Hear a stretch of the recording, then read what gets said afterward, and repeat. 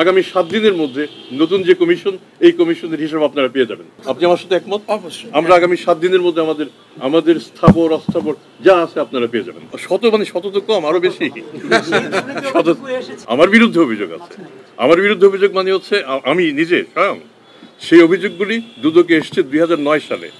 9 থেকে 22 পর্যন্ত এর উপরে বহু তদন্ত হয়েছে। তদন্ত হয়ে 23 সালে দুদক থেকে এই অভিযোগগুলি যে প্রমাণিত হয়নি সেই প্রত্যয়ন দুদকই করেছে। এবং এটা কিন্তু 5ই আগস্টের পরে নয়, আর অনেক আগে। আমি আশা করি আপনার প্রশ্নের জবাব দিতে পেরেছি। সেটাও যদি না হয়, আপনার যদি তারপরেও কোনো সন্দেহ থাকে, অভিযোগগুলি তো আপনাদের হাতেই আছে। যদি ভাইরাল হয়ে থাকে, আপনারা কেন তদন্ত করছেন না? করুন আপনারা।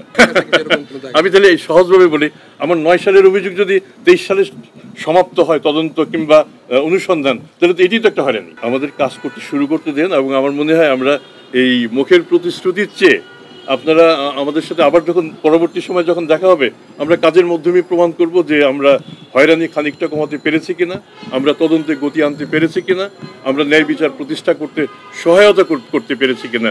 রায় কিন্তু আমাদের এখান থেকে হয় না, রায় হয় কোর্ট থেকে। আমার মনে হয় আপনারা মিডিয়া জাস্টিস না করে আপনারা যদি সেদিক থেকে আইনগতভাবে আমাদের সবাইকে সহযোগিতা করেন, খুব ভালো হবে। আমি জানি দুদক বিট যারা করেন, আমি আপনাদের একটু প্রশংসা করতে দেন। দুদক বিট যারা করেন তারা কিন্তু অন্যদের চেয়ে ভিন্ন।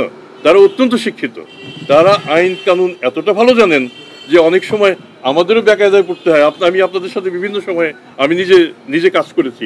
আমি এই যে এখানে আমি আমার পুরনো পরিচিত কয়েকজনকে পাচ্ছি। 5ই আগস্টের পরের যে বাংলাদেশ, তার প্রত্যাশা এবং পূর্ববর্তী বাংলাদেশের প্রত্যাশা একরকম নয়। যে আন্দোলন থেকে এই নব বাংলাদেশের সৃষ্টি, সেটি ছিল বৈষম্য বিরোধী আন্দোলন। বৈষম্যের সূচনা মূলত দুর্নীতিতে। যদি আমরা দুর্নীতিগ্রস্ত না হতাম, বৈষম্য সৃষ্টি অনেক কম হতো। সুতরাং আমরা যদি এই দুর্নীতিকে কার্ভ করতে পারি, আমরা যদি কমিয়ে নিয়ে আসতে পারি, তাহলে বৈষম্য ক্রমাগত কমতে থাকবে। তো কাজেই এই কাজটা যাতে আমরা করতে পারি, আপনারা সবাই যদি সাহায্য করেন, আমি বিশ্বাস করি এটি আমরা কমাতে অনেকাংশেই সক্ষম হব। দুর্নীতি একেবারে নির্মূল করতে পারবো সেরকম প্রতিশ্রুতি দেওয়া বোধহয় ঠিক হবে না, কিন্তু আমরা যাতে আমাদের সাধ্যমতো কাজ করতে পারি সেটি আমাদের দেখতে হবে। গত 42 দিন ধরে আমাদের এখানে কোনো কমিশন ছিল না, কিন্তু কমিশন ছিল না মানেই দুর্নীতি দমন কমিশন নিষ্ক্রিয় ছিল, এটা বোধহয় বলার সুযোগ নেই। আমি আমার সহকর্মীদের সাথে এতক্ষণ আলাপ করে যেটা বুঝলাম, তাতে আমার মনে হচ্ছে তারা এর মধ্যে কাজ করেছেন। কমিশন ছিল না, হয়তো সিদ্ধান্ত পেতে সমস্যা হয়েছে, কিন্তু তারা কাজ কিন্তু পিছিয়ে রাখেননি। যে কাজগুলি করব বলে আশা করি, তার মধ্যে প্রধান, আমি আগেই বলেছি, জনপ্রত্যাশা একটা গুরুত্বপূর্ণ বিষয়। এ সময় জনগণের প্রত্যাশিত বিষয়গুলি কি হতে পারে?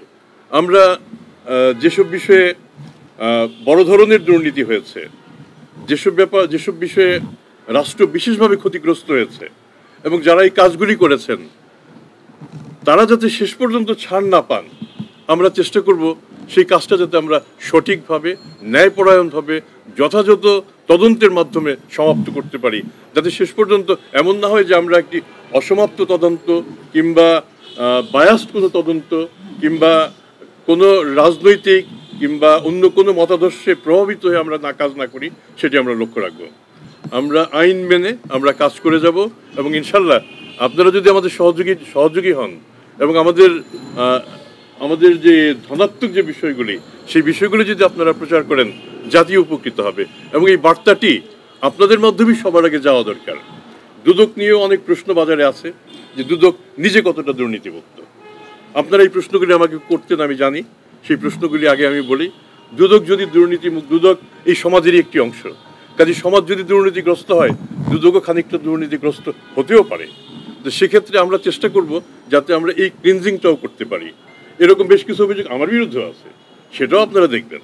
আমাদের যে কারো বিরুদ্ধে কোনো অভিযোগ যদি থাকে, ন্যায়নিষ্ঠভাবে আপনারাও সেটা বিবেচনা করবেন, পর্যালোচনা করবেন, করে তারপরে আপনারা একটা সিদ্ধান্তে পৌঁছবেন। এই সমাজের মুখপাত্র আপনারা, আমরা ঠিক মুখপাত্র নই, এবং আপনারা এই সমাজকে সঠিকভাবে উপস্থাপন করেন। এই উপস্থাপনা যদি আপনারা করেন সঠিকভাবে, দুদক আপনাদের কাছেও ঋণী থাকবে।